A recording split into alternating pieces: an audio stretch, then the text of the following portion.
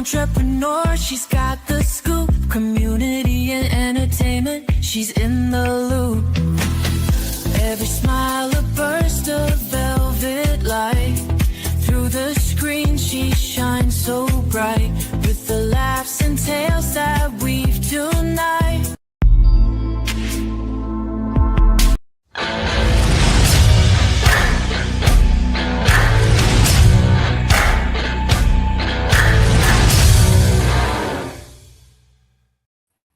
Well. Welcome to another episode of SKST Radio, and you tuned into the Kami Grayson Show. Guys, this is Business Networking Month, and we got phenomenal people who are going to share their stories with us. And let me tell you something. I have a guest. I think she's on this side. Yeah, a guest on this side. This lady over here. Okay, she goes by the name of Wanda Horton. Wanda, welcome to the show. Glad to be here. Thank you for inviting me. Well, thank you for being here. Okay, guys. Okay, as you can read, y'all seen her information. You've seen the flyer out there. Wanda, tell us who you are and what you do or done for us in the United States of America here. Well, hello, everyone. I am Wanda Horton. I served 35 years in the United States Army. And it's been an amazing ride. Who am I? I am a person of good character, love people. When people ask me what my gift is, they say love. I know how to care for people and take care of people. And that's how I've been successful in my career as a nurse, as a mother, as a friend, as a colleague, as a mentor, as a coach. I always lead with my heart, and taking care of people is one of my things I just enjoy doing. You know, people might like crocheting and other things. I love taking care of people. Oh, I love it. That's who I am. Girl, let me just tell you something.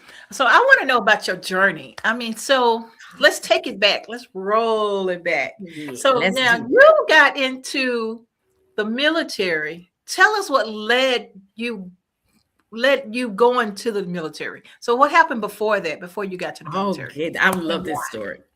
Well, both of my older brothers both joined the military, but where they started at in high school was the junior ROTC program. Okay. And so they're like 4 and 5 years older than me. So I watched their journey with their friends. Fast forward, I go to high school. I do the same thing, join the JROTC program. And through that program, it really gave me the desire to be a part of the military, just from that program and watching my older brother who went into the Marine Corps. So my story about joining, it was just amazing. So my senior year in high school, I was in the LPN program, half of the day in high school, half the day in the program. Mm-hmm. So after I finished, I went to MEPS. I went to the recruiter because I want to join. I only have a certification. I don't have a degree. I go to the physical and I fail. I failed the physical. Oh my God. That was the longest bus ride from Richmond, Virginia, back to Norfolk. I cried my little self all the way home because it had been my desire. Right. But God knew what he was doing. So life didn't end there for me. So after that, life connected me with a Navy personnel who now became my husband. So I was living on that side of the spouse side of the military dependent. And in the midst of that, I went back to nursing school. So I went to nursing school, and it was a good friend of mine I met in school say, let's join the reserve. I'm thinking, man, I thought it was over because when I tried. And so I went to the physical. I passed the physical. The requirement for a nurse and then an officer and enlisted is different. So it was my sight. My vision wasn't what they wanted to be. So I joined the reserve. I drilled 1 week in a month, 2 weeks a year. Loved it. Wasn't what I had expected because I wanted to take care of people. But the reserve, you really preparing for war. So you're building up tents, taking them down, pulling them up just every weekend. But I just love the camaraderie that it brought. So as time went on, I during the war, Iraqi war, I got mobilized as a reservist to Mississippi, where we were preparing medically all the people who was going downrange to war. Mm-hmm. And while I was there, I was just getting that heart desire again. I wanted to serve. I wanted to serve, even though the war was going on. And I talked to a recruiter. And while I was in Mississippi for those 2 years, we started working my packet. And I was a major. And I was a major. So it was kind of uncommon for a major to join the military. And I had 15 years of reserve time. But I knew then that God was opening up the opportunity for me to live the dream. It was my dream to do that. And so I got accepted to go active duty as a major. And they put me in one of the largest hospitals that the Army has. And that was Walter Reed Medical Center at the time. Okay. I went there, and that's when I got to take care of soldiers and wounded soldiers and just take care of people. My husband could tell you, I spend hours at work. My kids I had one in college and one adult at that time when I went active. And so I served. It was just awesome to take care of the wounded when they came back, because that was our purpose when we sign up to be nurses in the military. And from there, I got called up to deploy. So I deployed to Iraq for 6 months. Scared is all outdoors. It was fearful. It wasn't fun, but it was rewarding to be able to do what I desired to do, even though I was fearful during the whole time. And so as we look at it now, 35 years later, I hung up my boots. And so that's how my journey started. But Wanda, tell us about, you just the part that you were horrified. Tell us, like, I've never can even imagine being out in the field, even if I was in the nurses and doctors ward. I couldn't imagine. What was it like? What was the threat like? What was that feeling? All right, now this is going to take a little bit, because I do have some post-traumatic stress through that time. It was sleepless nights, and then to this day, I still don't sleep. Oh my goodness! Because you have to be on high alert, and when you down there, you hear so many noises. You hear the sirens going off because we're being attacked. It's just a scared time, because as a nurse, we had hospitals, and according to the Geneva Convention, they should not bomb or hurt any hospital. But people don't always fight fair. Yeah. We also had to take care of the Iraqi soldiers, because we wanted to win the heart and minds of the Iraqi people, so we could end this war. So that was the most challenging, because in our hospitals that I was managing, I was the head nurse, we had the wounded Iraqi soldiers, most of them. Oh my goodness.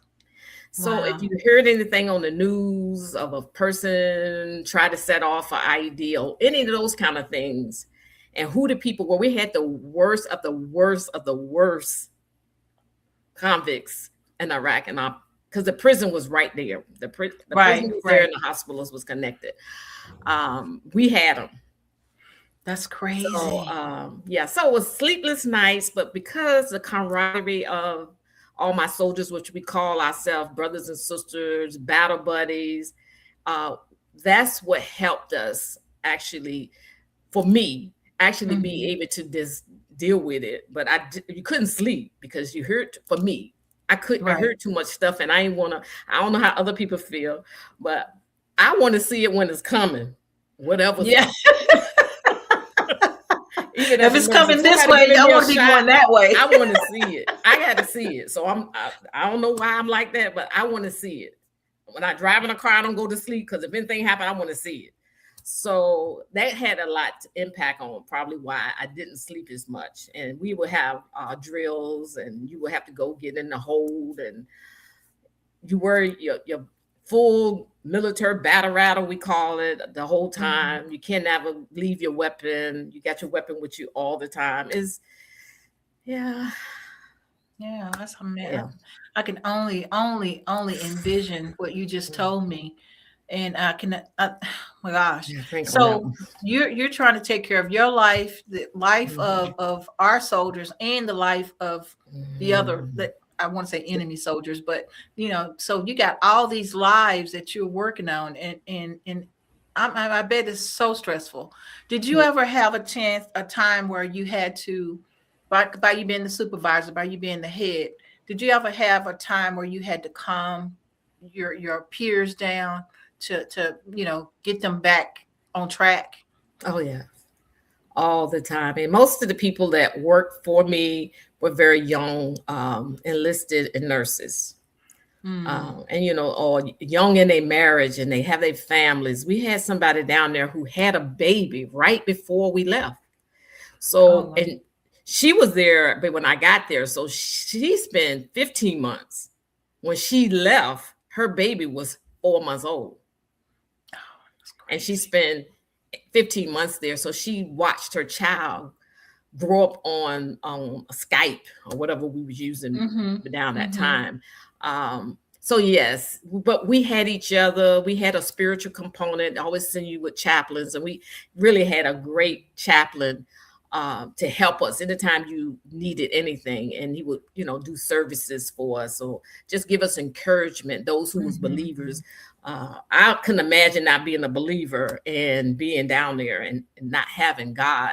I don't know how people could even manage that without having that relationship with God. But we helped each other. We call us, like I said, we call ourselves battle buddy. You never leave a battle behind, and we did that.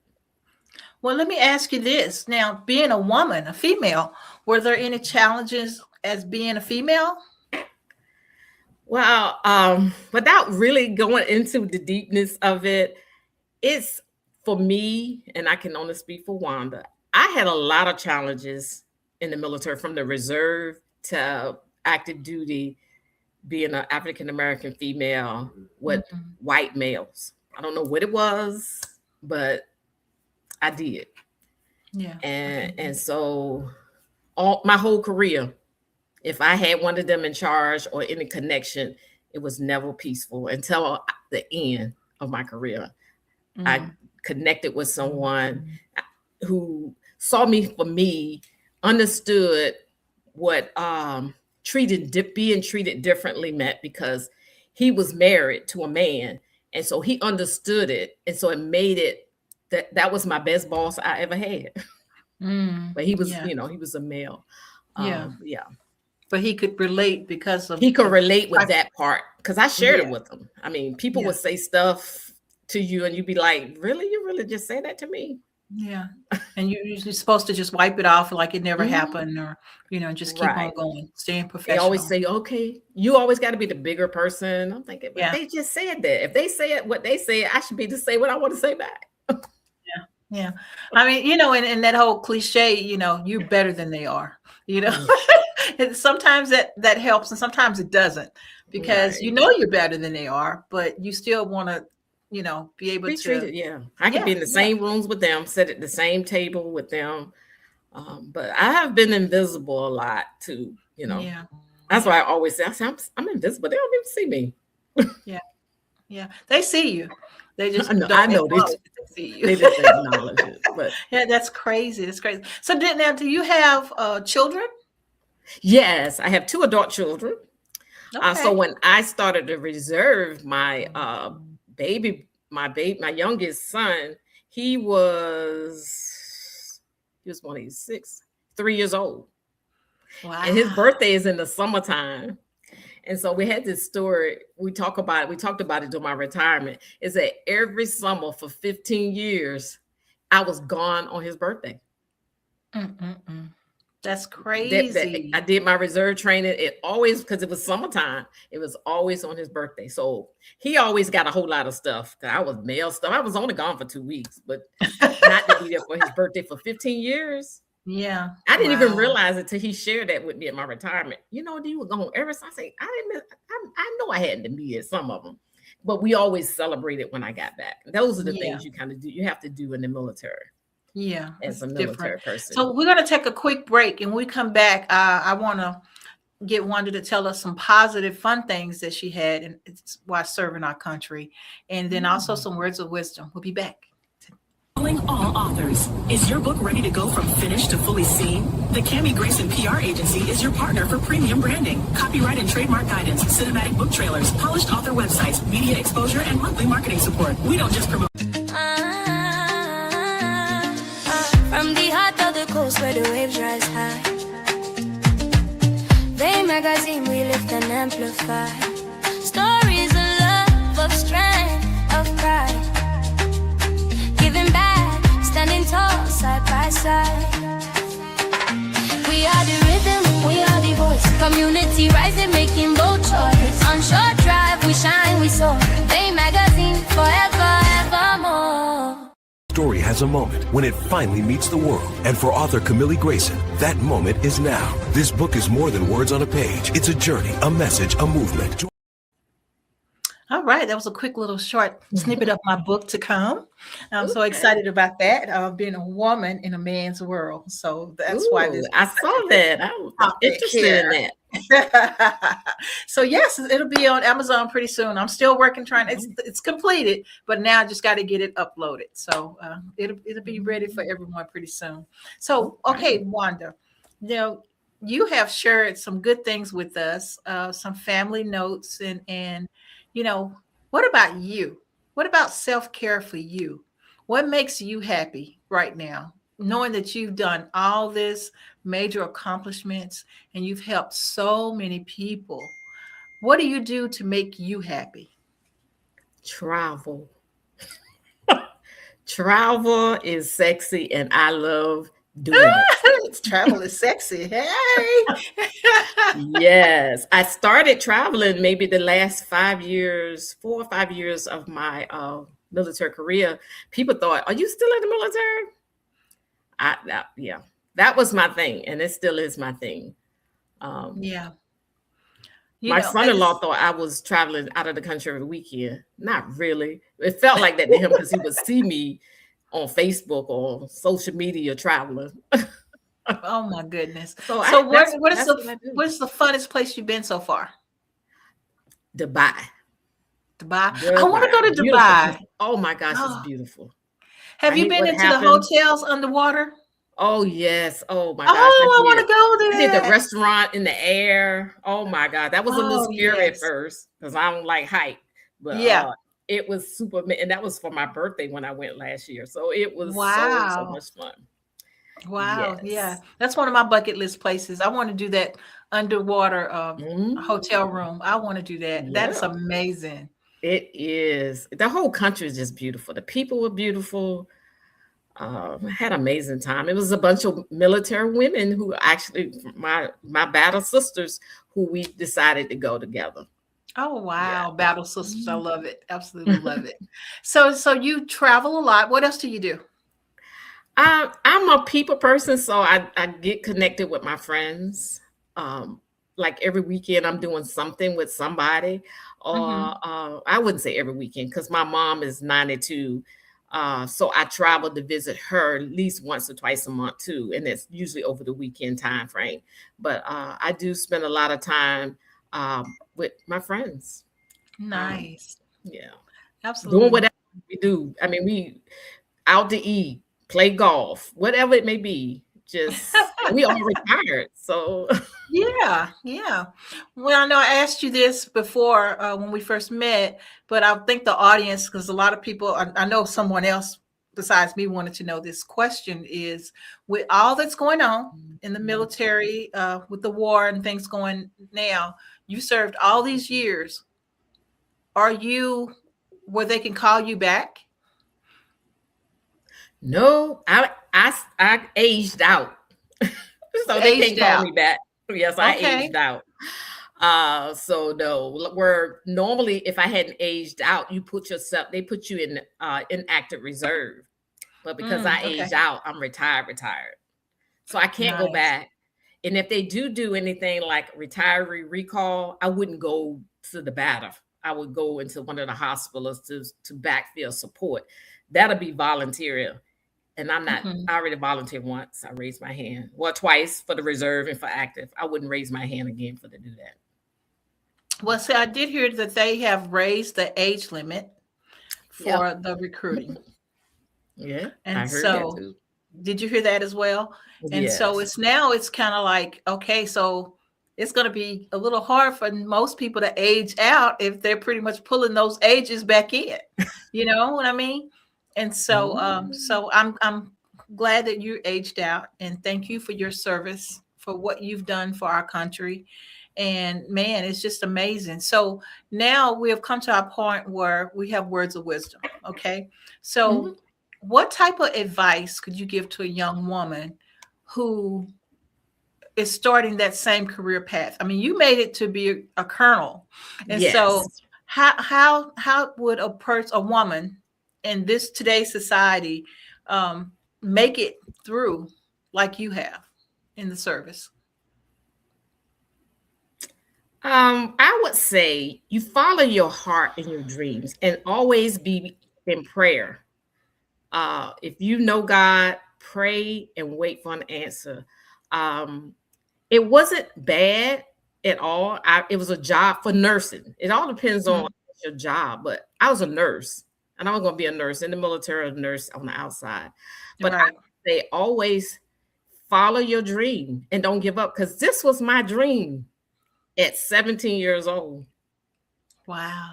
And then when I was 18 and I got that stab in my chest saying I couldn't go in, I thought it was over. But I continued to sharpen my skill set by going to get my RN and then get my bachelor's degree, you know, and do those things. So I always would tell people, whatever you put your mind to, just do it. It's a mind thing. You can do anything that you put your mind to. My mother told me that when I was a little girl growing up, and I always use that. Whatever, even if it's hard. It was hard. I went to Korea as a chief nurse. That was my best job ever. I wanted to, because you got more people you can impact. I showed up that day during COVID and saw my name on that door, and all I could do was just cry. Wow. God did that. He honored my desires. He knew, you know, I was faithful. I took care of people, and I did it, you know, without even thinking about it. Right. That's first nature. Gift. Yeah, that's just the gift that God gave me. So anytime you put your mind to anything, just go forward. Don't let anybody discourage you from doing something that you really want to do. Even going into the military. Every season of our life is preparing us for our next assignment. So I took all my assignments as an assignment from God. Wow. So just stay focused on your desire and your dream, and don't let nobody discourage you. If that's what you want to do, I'm telling you, God knows the plans He has for you. I love it. Absolutely love it. Now tell us about your support system. So you married and you have children. Tell us about that, how they supported you through all this. Oh my goodness. Do they support me? Especially my children, you know, they're my biggest gift. They talked, you know that your kids love you, you know, because they show that. But at my retirement ceremony, I know I had to be 200, 300 people at my retirement ceremony. Wow. And because I just do life. I don't do it looking for a reward. So my kids always admire that about me, how I can just show up and how I treat people. They always was my greatest fan. They always told me that. But when they spoke at my retirement ceremony, it was words that I had never heard before, because I'm just doing it. And they'll say, I wish I could be like you. But it's a gift, and then God give you that gift. Like when I saw all those people at my retirement, I'm gonna say this. I know you didn't ask me this, but I went through my cell phone and I invited everybody that I could that was in my cell phone that I hadn't even talked to in 20, 30 years. And they came. They actually showed up. It just blew. I looked out there and I was just in tears. So yes, that is. And my husband, his response was, I'm a big people person. Wanda can talk to anybody, to everybody. And I don't really talk to everybody. But if I hear anything, if I hear a need, I try to figure out how to help them. Yeah. If I hear something, I don't even know how to control it. I'm always willing to help. And I have a master's, and it's not even in nursing, it's in counseling. Wow. Yes, because but that kind of goes hand in hand, doesn't it? It does. It does. And it really was very helpful think about it. when I actually did. Because when I did it, I thought I was going to be this is before I came on full-time active duty. I was going to be a counselor. And I can remember my pastor wife saying that to me. She said, "Wanda, you're going to use some skills on your job." And yes, I did. So I was ready and gifted, even with the learning and the training I got as a counselor. That's amazing to me because, like you were saying, it was your gift, right? A gift from the Lord. And for you to even continue to go to school to get that degree, I think that's just amazing because you wouldn't even have thought about it. Of all the things you could have got your degree in, right? You ended up being a counselor. And so that's crazy. To me, it's crazy, but it's good. It's one of those things like, wow, I can't believe, I'm here at this point. And you were there. Yeah. And you were there. So aha for you. That's I amazing. always say, I'm sorry. I would always say this too, tell people I became a colonel by rank, but I became a leader through the life that I live. That's how I got there. Because that's not my first name. People say Colonel. I said, no, my name is Wanda.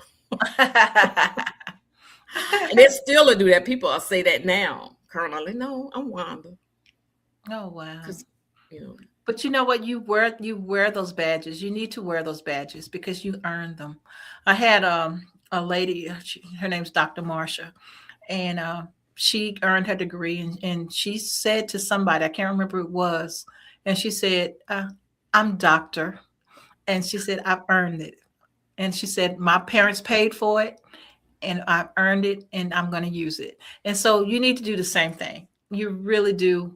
I mean, I know you sweet and humble, but at the end of the day, girl, you got flowers and you need to accept those flowers and shine. I know that's one of my challenges. I was sure that with the beginning. I don't want to, because it's effortless. I don't do anything to make it happen. To really. You don't have to. God already done it for you. Yes, he got it. You're right. Yeah, he done it for you. So you earned it. And like I said, thank you so much for all that you've done for our country and the people. And like at your event, everyone was there because they were grateful for all the flowers that you've given to everyone. So, I'm so privileged to have met you today, and I want you to stay in touch. You have my email, stay in touch and hey, let's just make it happen. Just add another girlfriend to the list. I got it. I love it. I always like to increase my friend list. So is there anything else you would like to share before we call it a night? Let's see. This is I think it's like a quote or something I heard before.